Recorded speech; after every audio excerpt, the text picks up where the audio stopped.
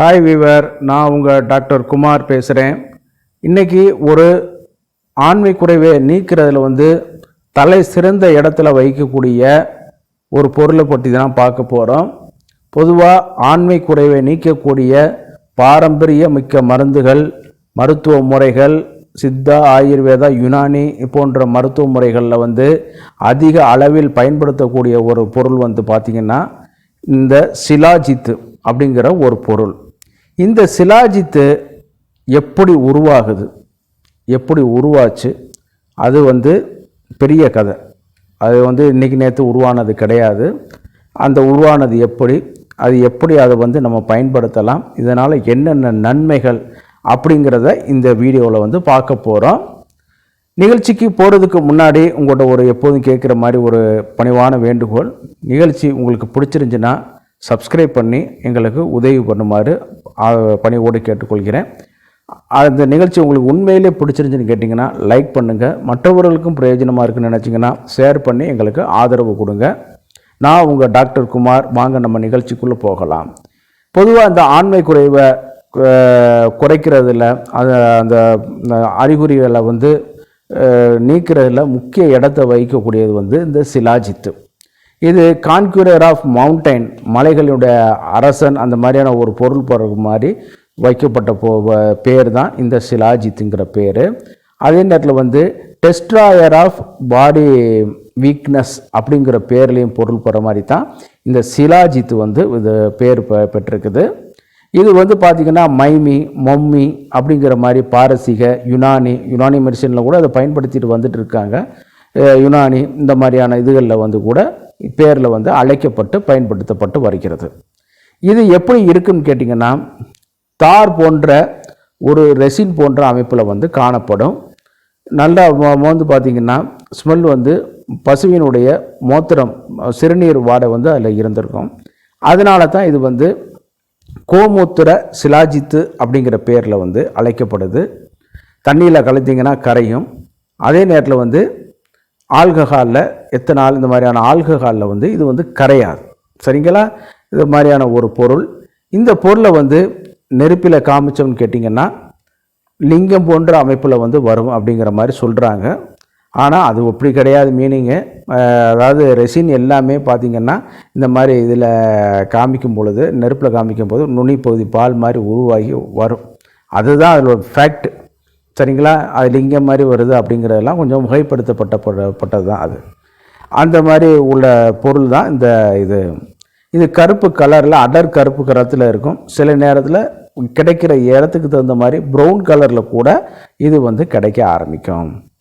இது எப்படி உருவாச்சு அப்படிங்கிறது மாதிரி நம்ம கேள்விப்பட்டோம்னு கேட்டிங்கன்னா பல்லாயிரம் ஆண்டுகளுக்கு முன்னாலே மலைகளில் நம்ம இமயமலை இருந்த இடத்துல டெல்கோத்திஸ்ன்னு சொல்லக்கூடிய ஆழமற்ற ஒரு கடல் இருந்திருக்கு. ஆழமற்ற கடல்னால் இல்லை, அதுவும் ஒரு காலத்தில் ஆழமானதாக இருந்திருக்குது.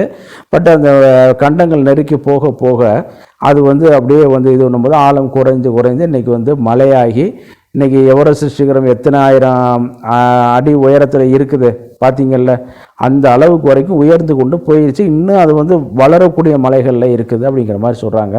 இது பல மில்லியன் கணக்கான ஆண்டுகளுக்கு முன்னாடி தோன்றும் பொழுது அப்படி உருவாகக்கூடிய அந்த பாறைகளில் உள்ள கிரீவ்ஸ் அப்படின்னு சொல்ல இதில் சில பொருள்களை மைக்ரோ ஆர்கானிசம் அது சிதைக்கப்பட்டு இது தோன்றுது அப்படிங்கிற மாதிரி சொல்லி கொண்டு வர்றாங்க.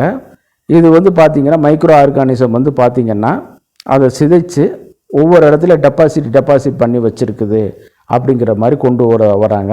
இது இமயமலையில் மட்டும்தான் கிடைக்குதுன்னு கேட்டிங்கன்னா நிச்சயமாக அது மட்டும் சொல்லிட முடியாது. இந்த மாதிரியான ஒரு சில மவுண்டெயின்ஸ் ஏரியாவில், இமயமலை சார்ந்த மவுண்டெயின்ஸு, தஜிகிஸ்தான், நேபாளம், ஆப்கானிஸ்தான், பூட்டான் இந்த மாதிரியான பகுதிகளில், இங்கிட்டு பர்மா, இங்கிட்டு வரைக்கும் அந்த இமயமலை தொடர்கள் உள்ள இதுலேயும் கிடைக்குது. சில மேற்கத்திய நாடுகளில் உள்ள சில பழமையான மலைகள்லையும் இது கிடைச்சி வருது. ஆனால் கிடைக்கிறதுக்கு தகுந்த மாதிரி அதனுடைய கலர்லேயும், நிறத்தில், குணங்கள்லையும் வித்தியாசப்பட்டு வருது. சுப்பீரியர் எதுன்னு கேட்டிங்கன்னா நம்ம இமயமலையில் விளையக்கூடியது தான் நம்ம சொல்லலாம். சரிங்களா? அந்த அளவுக்கு வருது. மீன்ஸ் அதை கரெக்டான எடுத்து பியூரிஃபிகேஷன் அந்த இதில் பண்ணி பக்குவம் பண்ணி உங்கள்கிட்ட கொண்டு வராங்க. அதுதான் அதில் நடக்குது ஒழிய மற்றபடி அதில் வந்து வேறு எதுவும் கிடையாது. ஏன்னா அது வந்து எப்படி கண்டுபிடிக்க உருவானதுனே தெரியாத ஒரு தியரி தான்.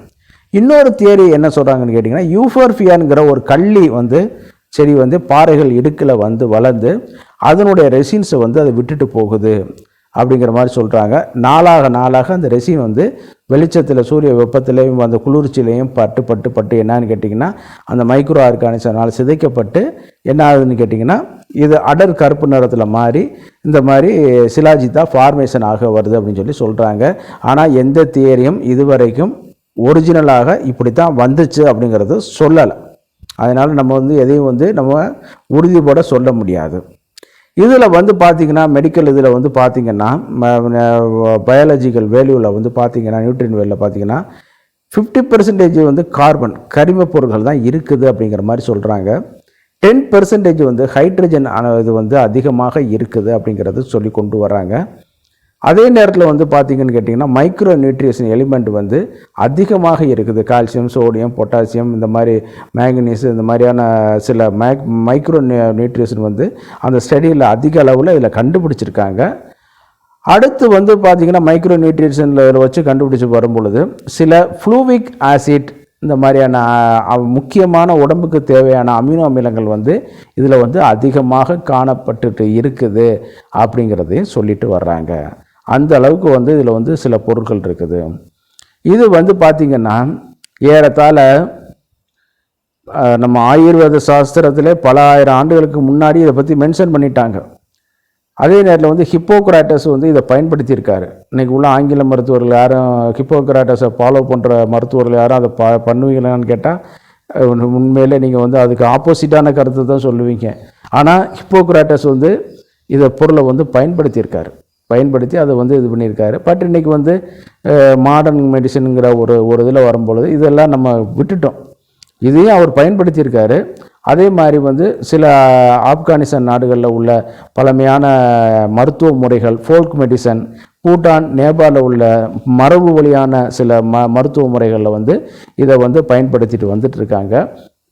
இது வந்து கேட்டிங்கன்னா நம்ம உடம்புல உள்ள போயிட்டு அந்த டெஸ்டோஸ்டரான் அளவு வந்து அதிகரிக்க வைக்குது. நம்ம ஆண் தன்மையை வந்து அதிகரிக்க வைக்குது. உடம்போட வீக்னஸை வந்து குறைக்க வச்சுக்குது. இந்த நன்மைகள் வந்து பார்த்திங்கன்னா அளப்பரியதாக சொல்லிகிட்டே போயிட்டே இருக்கலாம். நம்ம உடம்பை வந்து இறுக்கி காயகல்பமாக வச்சு பயன்படுத்தும் அப்படிங்கிற மாதிரி சொல்லுவாங்க. அதே நேரத்தில் சில விளம்பரங்களில் வந்து 100 வயசு 150 வயசு அதெல்லாம் போய் நேச்சராக ஒரு நல்ல ஒரு பொருள் தான் அது. நல்லா உடம்பை திடப்படுத்தி ஆரோக்கியப்படுத்தி கொடுக்க வைக்கும். எல்லாமே நல்லா இருக்குன்னு கேட்டிங்கனாலே ஆண்மை விருத்தி அதிகமாக தானே ஆகும். அப்படி வரும்பொழுது பார்த்திங்கன்னா ஆண்மை குறைவு வந்து இது பண்ணி கொடுக்க வைக்கும். எழுச்சி தன்மை வந்து அதிகரிக்கும். இந்த டெஸ்டோஸ்டரான் அளவு அதிகமாகும் பொழுது உயிரணுக்களுடைய உற்பத்தி வேகம் ஆற்றல் வந்து இது பண்ணிட்டு போயிட்டுருக்கும். நார்மலாக நீங்கள் 1-2 பார்க்குற காட்டில் இது வந்து ஸ்விம்மிங் பண்ணக்கூடிய ஆற்றல் வந்து அதிகமாக இருக்கும். இதை வந்து பார்த்திங்கன்னா பயன்படுத்துகிற முறை வந்து சில இதில் வந்து சில நியூட்ராசிட்டிகள் கூட இப்போ போட ஆரம்பிச்சிட்டாங்க. மாடர்ன் மெடிசன் கம்பெனிகள் கூட இன்றைக்கி வந்து சிலாஜித்தை வந்து இப்போ போட ஆரம்பிச்சிட்டாங்க. அதிலே சில மெடிசன் வந்து என்ன பண்ணுறாங்கன்னா அதில் என்னென்னமோ சேர்க்குறாங்க. அதெல்லாம் நீங்கள் பயன்படுத்தாதீங்க. பியூர் சிலாஜித்து வாங்கிக்கிறங்க. நல்ல சிலாஜித்தை நல்ல பிராண்டாக பார்த்து வாங்கிக்கிறங்க. அந்த சிலாஜித்தை கொஞ்சோண்டு ஒரு அளவு போல் எடுத்துக்கிட்டு ஒரு குச்சி அளவு போல் எடுத்துக்கிட்டு தண்ணியில் கலந்துக்கிட்டு நல்லா கரைச்சி அதை குடிச்சிங்கன்னா உங்களுக்கு இம்மீடியட்டாக அந்த ஆற்றல் வந்து அதிகரிக்கும். பயாலஜிக்கல் அவைலபிலிட்டி உள்ளே போன உடனே செயல்பட்டு அது வந்து இன்னும் கொஞ்சம் வேகமாக செயல்புரிய தொடங்கும். அதே நேரத்தில் வந்து மாத்திரைகளை வந்து கிடைக்கிது. 500 மில்லிகிராம் 250 மில்லிகிராமாகவும் ரெடிமேடாக வந்து இது பண்ணிட்டு வருவாங்க. பட் வந்து ரெசினை வந்து மாத்திரைகளாக ப்ரிப்பேர் பண்ணும்போது சில பொருட்களை கலந்து தான் செய்ய முடியும். அதை நம்ம ஏற்றுக்கொண்டு தான் ஆகணும். 250 மில்லிகிராம் இருக்குன்னா 500 மில்லிகிராம் இருக்குன்னா அதுக்கு பாதியில் வந்து சில மாத்திரையை உண்டாக்கக்கூடிய ஒரு உபப்பொருட்கள் வந்து அதில் இருக்கும். அப்போ அதனுடைய வேல்யூ வந்து கொஞ்சம் கொஞ்சமாக தான் இருக்கும். அப்போ அது மருத்துவருடைய ஆலோசனை பெற்றுக்கொண்டு இது பண்ணிக்கிற வேண்டியது. இந்த நாள்பட்ட குறுக்கு கடுப்பு, இடுப்பு வலிகள், பலகீனமாக இருக்கிறது, ரொம்ப இதாக இருக்கிறது, இந்த மாதிரியான ஃபேக்டர் இதுகளுக்கெல்லாம் வந்து இந்த சிலாஜித் வந்து ஒரு அற்புதமான ஒரு மூலிகை. சரிங்களா? இதை வந்து நீங்கள் வந்து மருத்துவருடைய ஆலோசனை பெற்று நீங்கள் சாப்பிடலாம். சரிங்களா? இந்த நிகழ்ச்சி உங்களுக்கு பிடிச்சிருந்துன்னா மீண்டும் அடுத்த நிகழ்ச்சியில் சந்திக்கும் வரை நன்றி கூடி விடைபெறுகிறேன். நிகழ்ச்சி உங்களுக்கு பிடிச்சிருந்துச்சுன்னா சப்ஸ்கிரைப் பண்ணி எங்களுக்கு ஆதரவு தாங்க. நான் உங்கள் டாக்டர் குமார். நன்றி, வணக்கம்.